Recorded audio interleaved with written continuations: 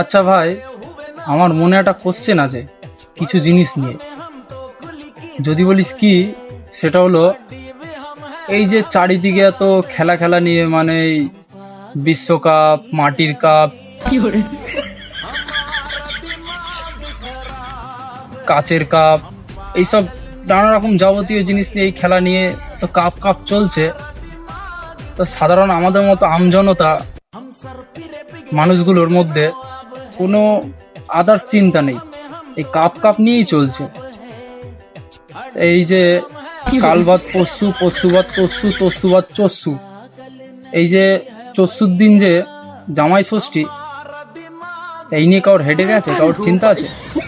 কোথায় বাটি কাপ, কাচের কাপ, চীনামাটির কাপ, বিশ্বকাপ, এই যে এইসব নিয়ে চলছে, কি হবে তে?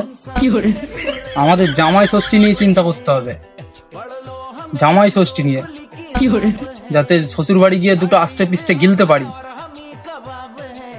1 নম্বর টপিক গেল। 2 নম্বর টপিক হচ্ছে এই যে আমাদের মাসি, তারপর নেই আমার,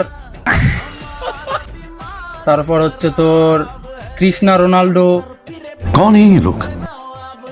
এদের কি মানে এই এমন সময় খেলাটা পড়েছে, এদেরও কি জামাই ষষ্ঠী নিয়ে কোনো চিন্তা নেই? এরা কি কোনোদিন শ্বশুর বাড়ি যায় না, কিংবা একটা মজা ফুর্তি করতে ইচ্ছা করে না? এরা খেলেই গেলাম শুধু। আদৌ এরা শ্বশুর বাড়ি যায়, জামাই ষষ্ঠীতে যায় ভাই এরা? আমার তো মনে হয় না যে জামাই ষষ্ঠীতে নেমন্তন্ন করে বা যায়।